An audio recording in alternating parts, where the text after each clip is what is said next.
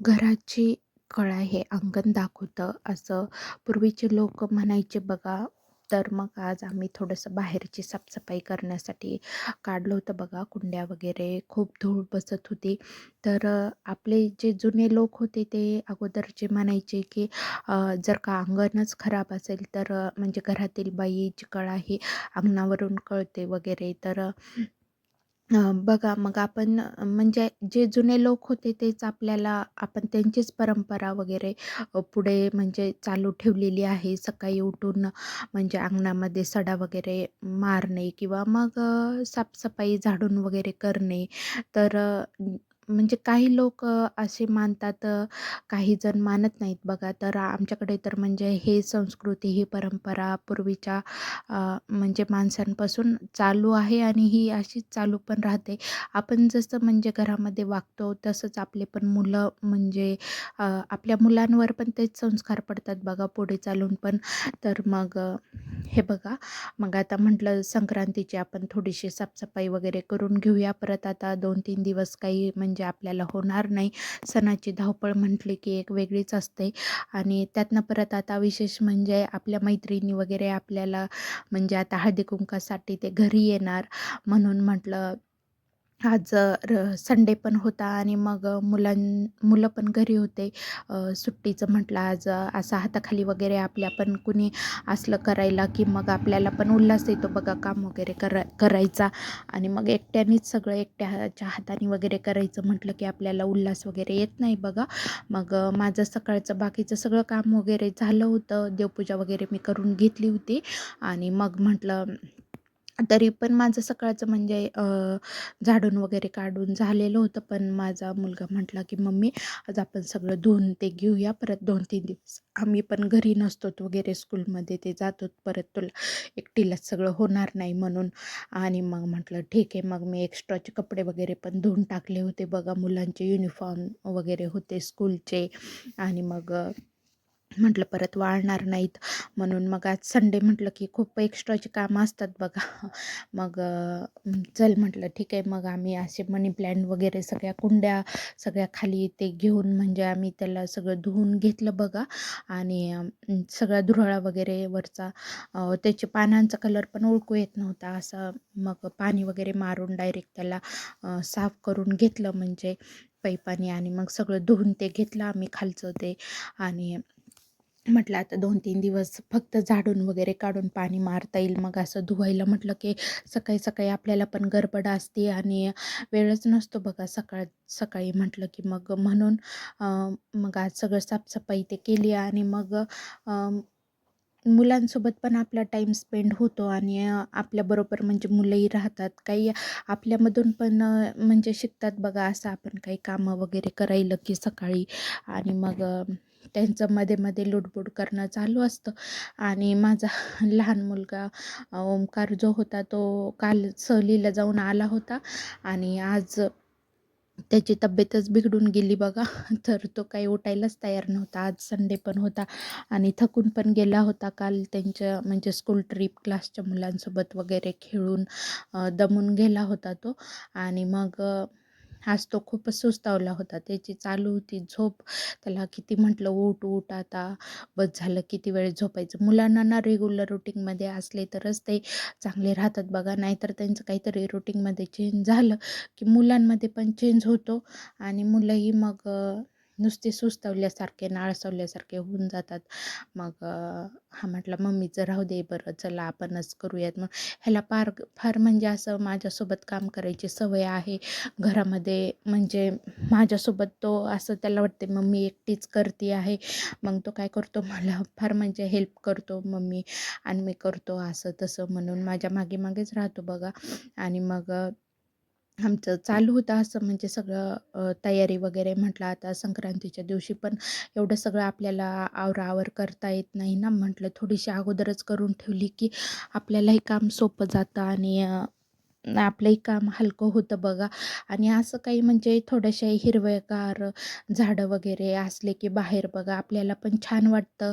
आणि निसर्गाचं म्हणजे एक वेगळंच रूप असं घराला पण दिसतं बघा. मला तर म्हणजे हिरवे झाडं म्हणा किंवा फुलं म्हणा, आणखीन तुम्ही माझे आत्तापर्यंतचे ब्लॉग पाहिलेच असतील. मला फुलं म्हटलं की तर माझं मन आपोआप वळतं बघा. तसंच मला असं झाडं पण म्हणजे कुंड्यांमध्ये वगैरे लावायची फार सवय आहे. आणि मग त्याला असं डेकोरेशन वगैरेच्या वेळेस मग त्याला यूज करायचं आणि मग लावायचं. तर मग हे बघा असं मुलांचं चालू होतं लावणं. मग इथं कुंडी ठेवायची का तिथं ठेवायची, फायनली त्याला माझ्या मोठ्या मुलांनी उठवून कसं बाहेर आणलं होतं बघा, चल म्हणून. आणि मग हे दोघं जणांचं असं चालू होतं काम वगैरे करणं. म्हटले मम्मी आता आम्ही लावतोच म्हणले खालचं वगैरे, तर तू जा म्हणले, आम्हाला नाश्त्याला वगैरे कर म्हटले आता. म्हटलं ठीक आहे मग म्हणलं. मग त्यांना खायचा होता बघा आज गोड पुलाव खायचा होता. ते रोज तेच पुलाव खाऊन कंटाळून गेले होते. तर मग म्हटले मम्मी आज आम्हाला गोडवाला तो म्हणजे राईस कर म्हटले सकाळी नाश्त्याला. तर म्हटलं ठीक आहे. मग म्हटलं चला ही रेसिपी आपण मैत्रिणींसोबत पण शेअर करावी आपल्या. तर मग बघा मग मी त्याच्यामध्ये आता थंडीचा पण सीझन चालू आहे ना, मग तूप वगैरे टाकून घेतला आणि मग खजूरमधल्या अशा बिया वगैरे काढून घेतल्या बघा. असे खजूर खायला पोरं म्हणजे नाही म्हणतात मुलं, शक्यतो मुलांना आवडत नाही बघा. पण खजूर खाल्लेले हे थंडीच्या दिवसामध्ये छान असतात म्हणजे. आणि आपलं ब्लड वगैरे म्हणजे अ, वाढण्यासाठी पण हेल्प होते. आणि मग त्याला छान असं तूप टाकून घेऊन मग मी त्याच्यामध्ये छान असे म्हणजे ते खजूर वगैरे तळू दिले बघा. त्याचा छान असा वास पण येत होता. आणि मग म्हटलं आता लगेच त्याच्यामध्ये आपण काजू बदाम वगैरे पण टाकून घेऊयात. आणि मग मी काजू बदाम पण त्याचे असे ते आता निघाले ना बघा, ते असे खिसून ते काप वगैरे करायचे. मग ते काप वगैरे पण करून ठेवले होते. आणि मग असे ड्रायफ्रूट्स कुठल्या ना कुठल्या म्हणजे त्यांना ॲटममधून म्हणा कशातून पण असे मुलांना म्हणजे त्यांना शरीरासाठी गेले पाहिजे बघा, त्यांच्या हेल्थसाठी वगैरे. आणि मग असे मी घरी असले की त्यांना लाडीगोडी लावून गोड बोलून असं त्यांना काहीतरी म्हणून माझा खाऊ घालण्याचा प्रयत्न असतो बघा त्यांना. आणि मग मी असे ड्रायफ्रूट्स वगैरे घालून घेतले मध्ये सगळे. आणि छान ते तुपामध्ये परतून घेतले त्याला. आणि मग म्हटलं चला आता मग मुलांचं पण बाहेर सुरू होतं, त्यांची आणखीन अंघोळ वगैरे राहिली होती. अंघोळ पण केली नव्हती. तर म्हटलं जर असो आता नाश्ता वगैरे ते अंघोळ करून घेतील. आणि मग हे छान असे परतले होते बघा, छानपैकी लाल लाल असे झाले होते. आणि खजूर पण छान असे त्याचे मेल्ट झाले होते बघा, त्या तुपामध्ये छान परतल्या गेले होते. मग आता मी त्याच्यामध्ये तांदूळ वगैरे टाकून घेते. रोजच्या ह्याच्यातून असं नवीन काहीतरी मुलांना पण करून दिलं की मुलं पण फार छान आवडीने खातात बघा. आणि दररोज आपण त्यांना तेच पदार्थ करून दिले की म्हणजे मुलं पण खात नाहीत. तर ना म्हणजे हा एक विशेष पदार्थ आहे बघा मैत्रिणींनो. कारण की म्हणजे मी ह्याच्यामध्ये साखर यूज केलेली नाही आहे. तर मी ह्याच्यामध्ये गूळ यूज करणार आहे बघा. कारण आता थंडीमध्ये गूळ खाल्लेला हा हिमोग्लोबिन वाढण्यासाठी फार मदत करतो. आणि साखर शक्यतो मी टाळतच असते. मी साखरेचे पदार्थ जास्त करून मुलांना पण देत नाही. आणि आम्ही पण घरामध्ये खात नाही बघा. कारण की शुगर म्हणजे फार हानिकारक असते आपल्या शरीरासाठी. तर तुमच्याकडे आहेत का बघा असे शुगर पेशंट वगैरे, किंवा मग तुम्ही पण शुगर अवॉइड करतात का मग म्हणजे असं गुळाचा वगैरे पदार्थ करतात बघा. तर मला कमेंट करून नक्की सांगा. आणि तुम्हाला माझा व्हिडिओ आवडला असेल तर माझ्या व्हिडिओला लाईक करा, शेअर करा. आणि तुम्हाला माझे व्हिडिओ कसे वाटतात हे कमेंट बॉक्समध्ये नक्की सांगा मैत्रिणींनो. तर मग हे बघा मग मी ह्याच्यामध्ये गूळ टाकून घेतलेला आहे. तर तुम्ही जर का म्हणजे असं करत नसताल तर तुम्ही एकदा ही रेसिपी नक्की ट्राय करून बघा मैत्रिणींनो, खूप छान लागते. आणि हेल्दी पण आहे. विशेष म्हणजे ह्याच्यापासून म्हणजे काहीच तुम्हाला हे नाही आहे साईड इफेक्ट्स. तर मग हे बघा मग मी पाणी वगैरे ओतून घेतलं मध्ये. आणि गूळ आणि तांदूळ छान परतून घेतले. आणि थोडंसं ह्याच्यामध्ये ना गोड जरी पदार्थ असला तरी पण थोडंसं मीठ वगैरे घालून घ्यायचं बघा.